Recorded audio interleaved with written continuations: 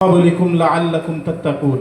وقال النبي صلى الله عليه وسلم: من صام رمضان إيمانا واحتسابا غفر له ما تقدم من ذنبه ومن قام رمضان إيمانا واحتسابا غفر له ما تقدم من ذنبه ومن قام ليلة القدر إيمانا واحتسابا غفر له ما تقدم من ذنبه. وقال النبي صلى الله عليه وسلم: للصائم فرحتان، فرحة عند فطره وفرحة عند لقاء ربه، أو كما قال النبي عليه الصلاة والسلام.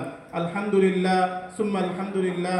আল্লাহ সুবহানাহু ওয়া তাআলার দরবারে অসংখ্য শুকর যে মহান রব্বুল আলামিন আমাদেরকে মাহে রমজানুল মুবারক মাসে এতদিন যাবত আল্লাহ তাআলা আমাদের হায়াত দিয়ে রাখছেন। আল্লাহ তাআলা রমজানের রোজাগুলা পালন করার তৌফিক দিয়েছেন। আল্লাহ রব্বুল আলামিন সারাদিন রোজা রেখে ইফতারকে সামনে নিয়ে আল্লাহ তাআলা আমাদেরকে বসার কিছু কথা শোনার যে রব্বি কারিম সুযোগ করে দিয়েছেন, ওই রব্বি কারিমের দরবারে, মালিকের দরবারে আমরা কালিমাতুশ শুকর আদায় করি আলহামদুলিল্লাহ।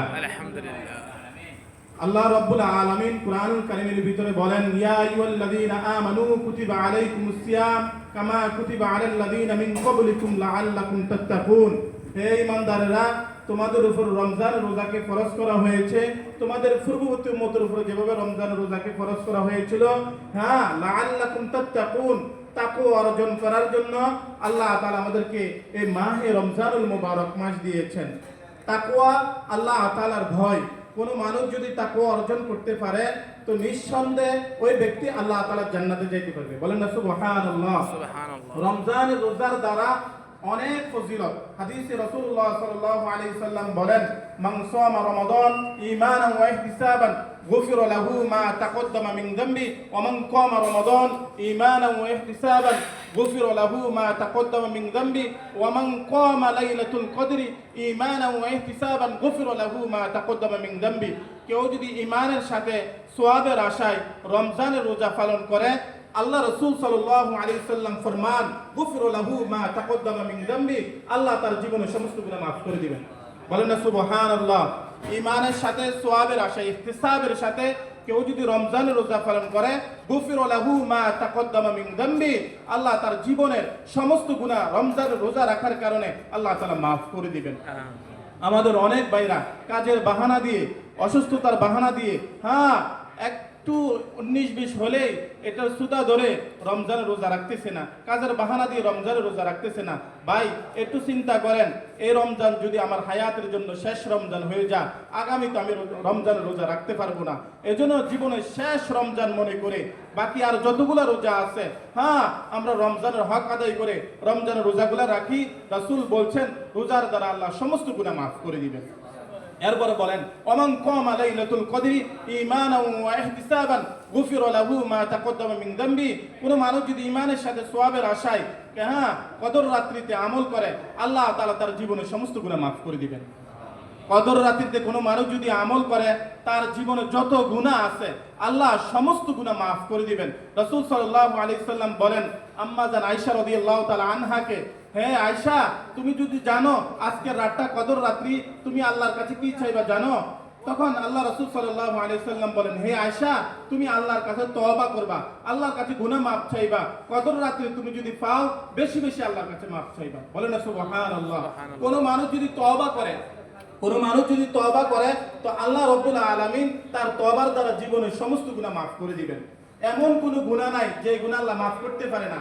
আমাদের গুনাহ যদি আসমান জমিন বরাবর হয়, আল্লাহ তাআলা ওই গুনাহ মাফ করতে পারেন কিনা ভাই? আল্লাহ তাআলা ওই গুনাহ আমাদের মাফ করে দিতে পারেন। আমার গুনাহ যদি পাহাড় পরিমাণ হয়, আল্লাহ তাআলা তারপরেও মাফ করে দিতে পারেন। এজন্য কদর রাত্রিতে এই দোয়াটা আল্লাহ রাসূল সাল্লাল্লাহু আলাইহি সাল্লাম ওনার বিবি আম্মা জান আয়েশা রাদিয়াল্লাহু তাআলাকে শিখিয়ে দিয়েছেন: আল্লাহুম্মা ইন্নাকা আফুন কারীম তুহিব্বুল আফওয়া ফাআফু আন্না। হে আল্লাহ, আপনি ক্ষমা করতে ভালোবাসেন, ক্ষমা করতে আপনি পছন্দ করেন। আল্লাহ, আপনি আমাকে ক্ষমা করে দেন, আল্লাহ আপনি আমাকে মাফ করে দেন।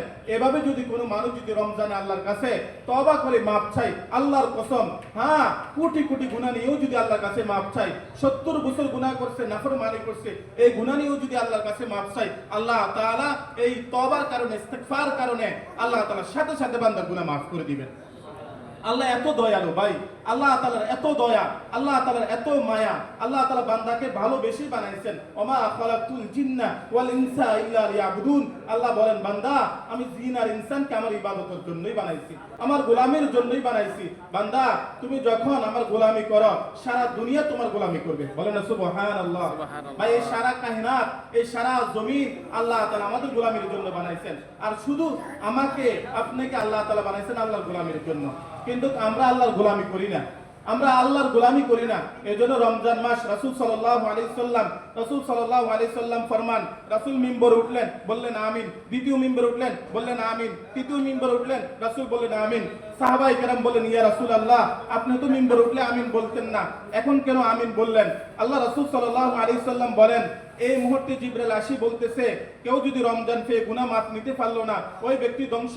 আমি রাসূল বললাম আমিন। কেউ যদি পিতা মাতাকে পেয়ে গুনাহ মাফ নিতে পারলো না, আমি রাসূল বললাম, জিবরাইল আলাইহিস সালাম বললেন ওই ব্যক্তি ধ্বংস।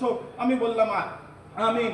আল্লাহ রাসূল সাল্লাল্লাহু আলাইহি সাল্লাম বলেন, জিবরাইল আলাইহিস সালাম বলেন যে আমি 3 নম্বর মিম্বরে যখন উঠলাম জিবরাইল আলাইহিস সালাম বলেন আমার নাম শোনার পরে, রাসূলের নাম শোনার পরে, ইয়া রাসূলুল্লাহ আপনার নাম শোনার পরে কেউ যদি সাল্লাল্লাহু আলাইহি সাল্লাম না বলে, আমি জিবরাইল বললাম ওই ব্যক্তি ধ্বংস। আল্লাহ বলেন ওই ব্যক্তি ধ্বংস। আমি রাসূল সমর্থন করলাম আমিন। তো সর্বশেষ যেটা বলতে চাইতেছি, রাসূল সাল্লাল্লাহু আলাইহি সাল্লাম বলেন কেউ যদি রমজান পেয়েও গুনাহ মাফ নিতে পারলো না, কেউ রমজান পেয়েও যদি ক্ষমা নিতে পারলো না, আল্লাহ রাসূল তার উপরে নাহালতের বদদোয়া করেছেন, জিবরাইল তার উপরে নাহালতের বদদোয়া করেছেন, স্বয়ং আল্লাহ তাআলা তার উপরে নাহালতের বদদোয়া করেছেন। রাসূল সাল্লাল্লাহু আলাইহি সাল্লাম বললেন কেউ যদি রমজান পেয়েও গুনাহ মাফ নিতে পারলো না ওই ব্যক্তি ধ্বংস।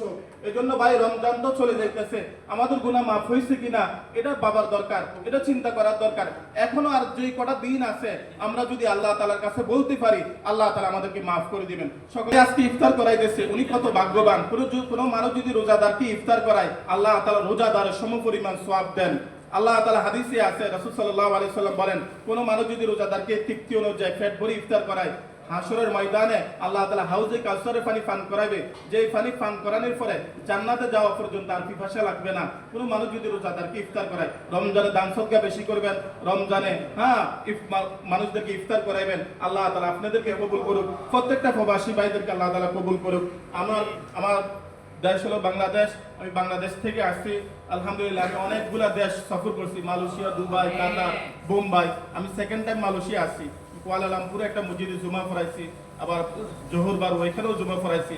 আলহামদুলিল্লাহ আমাদের সম্মানিত জাফর ভাই ওনার দাওয়াতে আজকে এখানে আসা, এই মালয়েশিয়া আপনাদের সাথে ইফতার করা এটা আমার জন্য ভাগ্যের বিষয়। এতগুলা প্রবাসী ভাইদেরকে নিয়ে ইফতার করা এটা আমার জন্য শুকরিয়ার বিষয়। আলহামদুলিল্লাহ আমি দোয়া করি আল্লাহ তাআলা যেন প্রত্যেকটা প্রবাসী ভাইকে মাফ করে দেন।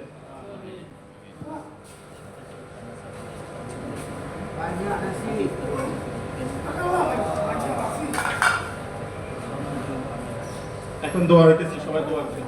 اللهم آمين. ربنا ظلمنا أنفسنا وإن لم تغفر لنا وترحمنا لنكونن من الخاسرين.